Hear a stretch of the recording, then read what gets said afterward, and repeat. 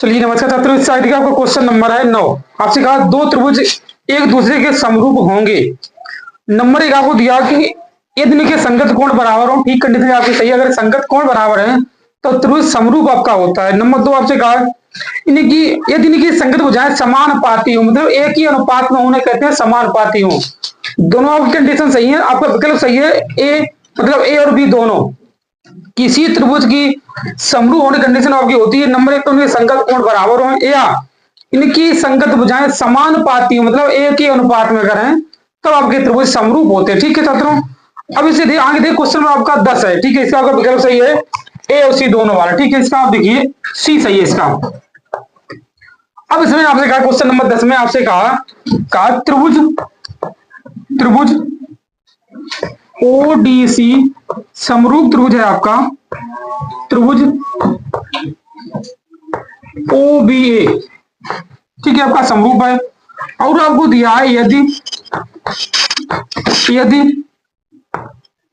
कोण बीओसी बराबर 125 अंश, कोण सीडीओ बराबर 70 अंश 70 अंश। ठीक है, तो आपसे मान पूछा, देखिए छात्रों, तो आपसे मान पूछा है कोण ओ ए बी,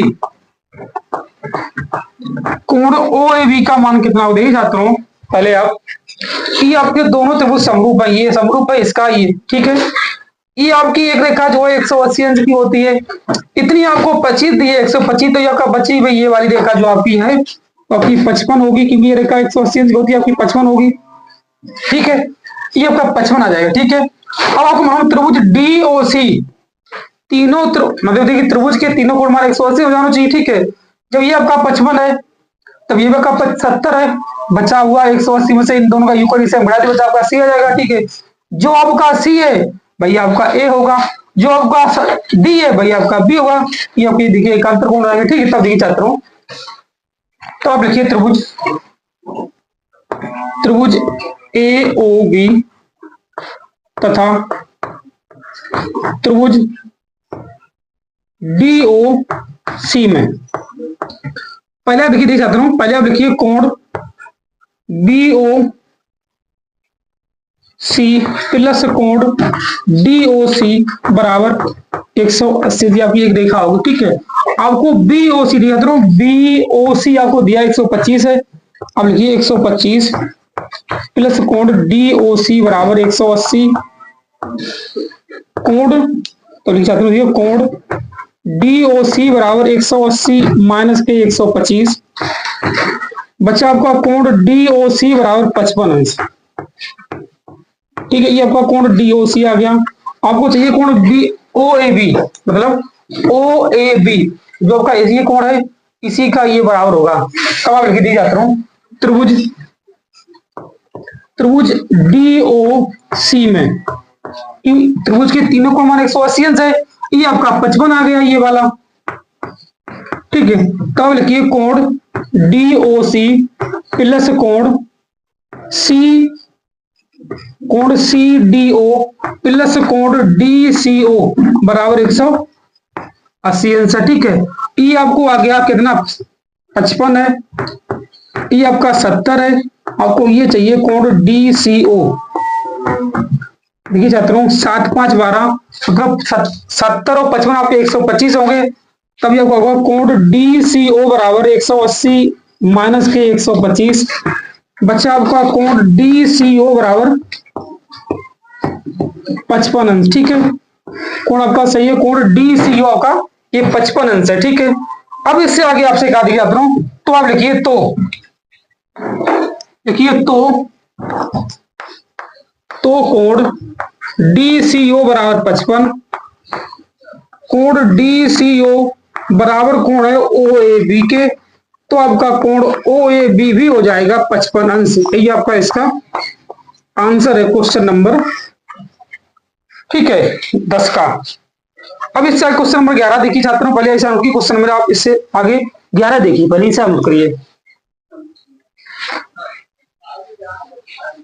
क्वेश्चन नंबर 11 देखिए,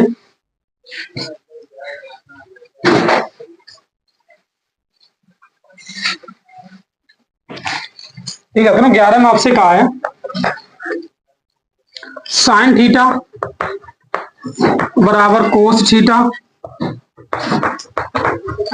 है, तो थीटा का मान पूछा आपसे, तो थीटा बराबर कितना है। इसे आप ऐसे भी कर सका, तो देखिए जाता हूं। अब आपसे कहा कि थीटा मान 0 से 90 के बीच में है, ठीक है। आपको मालूम है, देखिए जाता हूं, साइन और कोस में दोनों मान किसके बराबर होते हैं, तो साइन 45 कोस 45 दोनों के मान जो आपके होते हैं 1/√2 होते हैं, ठीक है।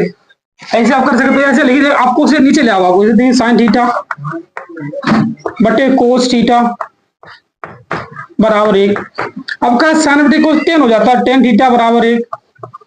10 का एक मान जो होगा 10/45 का होता है, तब लिखिए टेन थीटा बराबर 10/45, मतलब थीटा बराबर आपका हो गया छात्रों 45 अंश। क्वेश्चन नंबर आपका ये 11 का बी सही है, ठीक है। क्वेश्चन नंबर 12 देखिए आप।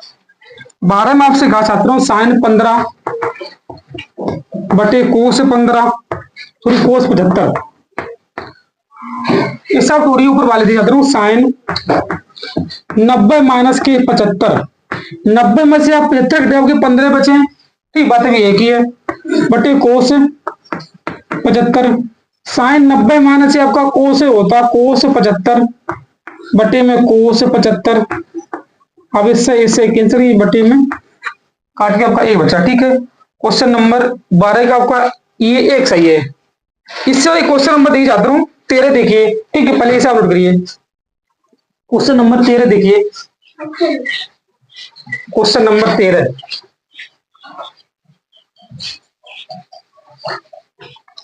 Question number 13